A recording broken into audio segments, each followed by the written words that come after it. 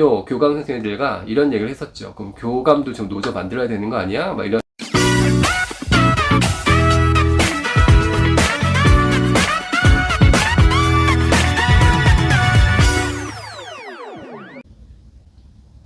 안녕하세요, 모두쌤입니다. 오늘은 행복에 대한 이야기로 한번 나눠볼까 합니다. 학교 안에서 우리가 행복을 느끼는 순간엔 과연 어떤 것이 있는가, 거기에 대한 이야기를 좀 해볼까 합니다. 영상을 보시는 분들, 또 구독자분들 대부분이 아마 교직에 또는 학교에 관련이 계신 분이 많으실 겁니다. 여러분은 언제 행복감을 느끼시나요?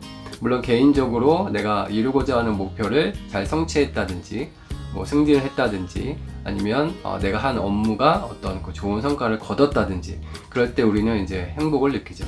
또 우리가 뭐 집안에 있는 자녀들을 뭐 잘 양육해서 좋은 대학에 보냈다든지 뭐 이러면 또 행복을 느끼는 거죠. 실제로 이제 행복과 관련된 연구를 좀 이제 살펴보면 급여가 좀 많이 보상이 될 때 그런 것도 무시 못한다는 연구 결과도 있는 것으로 알고 있습니다.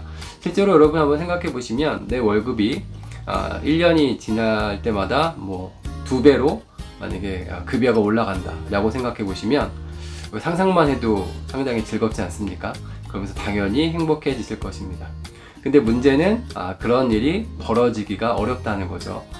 공무원 그 월급 인상률 뭐 3%도 채 되지 않고 심지어는 뭐 고통분담이라 그래서 이제 더 깎는 경우도 있고 동결하는 경우도 있기 때문에 급여와 관련된 부분이 쉬운 부분은 아니기 때문에 경제적인 여건이 잘 해결되지는 않을 것 같습니다. 하지만 급여가 올라간다, 수당이 올라간다 그런 생각만 갖고도 좀 행복해지지 않습니까?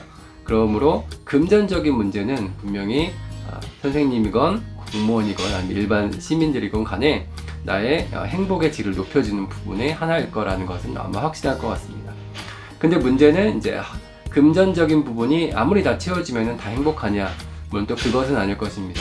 내가 직장에서 하고 있는 일들이 또 얼마큼 잘 성취가 되는가, 그 성취가 또 어떤 결과로 나오는가 이런 것들도 매우 중요한 일이죠. 또 학교에 있는 선생님들 같은 경우는 학생들과의 관계가 또 중요하므로 내가 아이들을 잘 가르쳐서 아이들이 잘 이해를 하고 또 이해를 한 것에 대해서 고마움을 표시하고 또 학부모님을 통해서 고맙다는 인사를 전해드릴 때 그럴 때 우리는 이건 뭐 금전적인 부분과 도저히 비교할 수 없는 행복감을 또 얻게 되는 것이죠.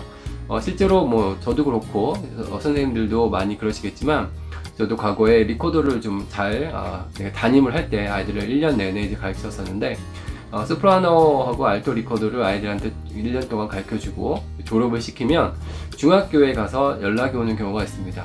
초등학교 때 선생님한테 리코더를 잘 배워서 중학교 실기시험 때 아주 자신있게 리코더를 연주해서 칭찬을 받았다, 고맙다 이런 얘기를 들으면 왠지 내가 아이들을 리코더를 가르치고 음악적인 수업을 했던 것이 매우 뿌듯한 그런 느낌이 드는 것이 사실입니다. 그리고 최근에 제가 또 이제 체육과 관련된 영상을 만들어서 아이들과 수업을 했기 때문에 시간이 지난 후에 이제 일부 학생들이 선생님 영상을 통해서 체육 수업을 잘했다 또 이런 얘기를 들으면 또 괜히 또 뿌듯하고 으쓱해지죠. 이런 부분은 교사로서 갖고 있는 보람과 긍지라고 생각합니다. 또 학교에서 내가 맡은 업무를 정말 열심히 해서 거기에 소기의 성과를 얻는 경우 이런 경우도 교사는 무궁한 또 행복감을 느끼고 자아 실현을 했다라는 만족을 이제 얻게 되는 것이 사실인 것 같습니다. 저도 아이들 데리고 리코더 콩쿨 대회 같은 데 나가서 입상을 하고 또 영어 말하기 대회에서 또 영어 관련 일을 하면서 우리 학교 애들을 또 지도해서 또 관내에서 상을 받도록 하고 이런 것들을 하게 되면 또 그건 갖고 또 뿌듯한 느낌을 갖게 되는 건 사실이고 합창대회 같은 걸 통해서 애들 합창 지도해서 뭐 도대회에 나가서 상도 타고 뭐 이렇게 하니까 이런 것들이 상당히 또 교사로서 어떤 업무를 또 추진함에 있어서 자긍심을 불러일으킬 수 있는 부분이라고 생각합니다. 또 저는 개인적으로는 크고 작은 연수회에 참석하는 것이 매우 중요하다고 생각합니다. 연수에 가게 되면 내가 내 직무와 관련된 또 다양한 정보들을 얻기 때문에 뜻하지 않은 새로운 지식을 또 얻게 되고 내 자신이 또 개발될 수 있는 어떤 여건이 마련된다고 생각합니다.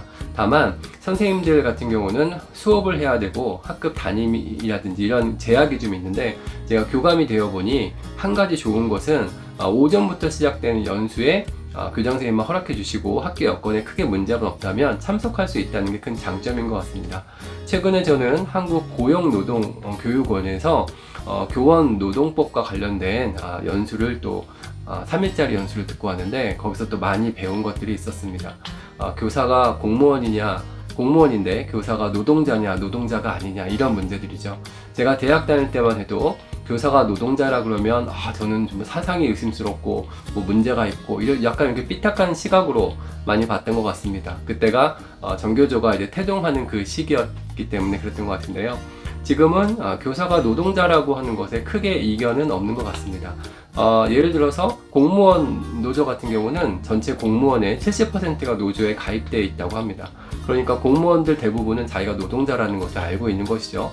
그런데 이제 교원과 관련해서는 교원이 한 24%인가요? 그 정도만 노조에 가입이 되어 있다는 거예요. 그러니까 대다수의 선생님들은 본인이 공무원이 노동자가 아니라고 생각을 하는 거죠. 근데 실제로 ILO라든지 국제노동기구라든지를 보면은 교원은 당연히 이제 노동자로 분류가 되고 있고요. 우리는 이제 국가공무원이고 그 중에서도 별정직이기 때문에 되도록 노동이라는 이런 말하고 되게 어울리지 않는다고 생각했는데, 실제로는 교사는 당연히 노동자일 수밖에 없는 것이고요. 아마 먼 장래에 이제 5월 1일 날 소위 말하는 노동절, 메이데이에 교사들도 같이 학교도 좀 쉬는 그런 날이 오지 않을까라고 생각합니다. 그래서 저도 이제 그 동료 교감 선생님들과 이런 얘기를 했었죠. 그럼 교감도 좀 노조 만들어야 되는 거 아니야? 막 이런 얘기를 장난삼아 했었는데, 사실은 외국의 사례에서 교장이나 교감도 이제 노조에 가입이 가능한 것으로 되어 있습니다. 근데 우리는 그렇게 되어 있지 않고요. 왜냐하면 교감이나 교장 또는 일부 전체적인 관리를 하는 행정실장 같은 경우는 사용자의 업무를 위임받아서 사용자 측에서 일을 하는 쪽이기 때문에 사용자로 좀 분류가 된다고 합니다. 그래서 현행법으로는 교장, 교감, 그리고 일부 전체를 총괄하는 행정실장 같은 경우는 노동자로 분류가 되지 않기 때문에 노조 가입이 불가능하다고 합니다.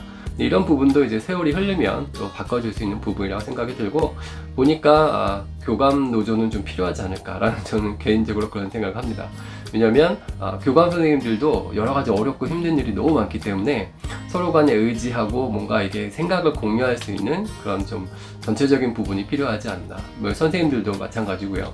근데 이런 부분들이 이렇게 뭐 옛날에는 좀 말하기가 어려웠던 그 노동이라는 이런 부분이 이제는 자연스럽게 할 수 있는 세상이 점점 다가오는 것이 아닌가라고 생각을 하고, 그런 부분에서 교육계가 상당히 보수적인데 변해야 할 시기가 점점 다가오고 있다고 생각을 합니다. 교사가 또 행복할 때는 또 언제일까요? 학교에서 나의 그 교장, 교감 선생님이 내가 하는 업무를 인정해주고 이해해주고 잘한다고 또 여러 선생님 앞에서 칭찬을 해주신다든지, 또는 개인적으로 불러서 마음을 터놓고 어려웠고 힘든데 너무 고생이 많아 라고 이야기를 해주면 그것으로 또 행복을 느낄 수 있다고 생각합니다. 물론 학부모님께서 선생님이 애쓰고 힘든 걸 아셔가지고 또 개인적으로 뭐 편지를 써준다든지 아니면 뭐 전화를 해서 선생님 너무 노고에 감사한다든지 이런 표시를 해주면은 또 그것도 매우 감사한 일이죠.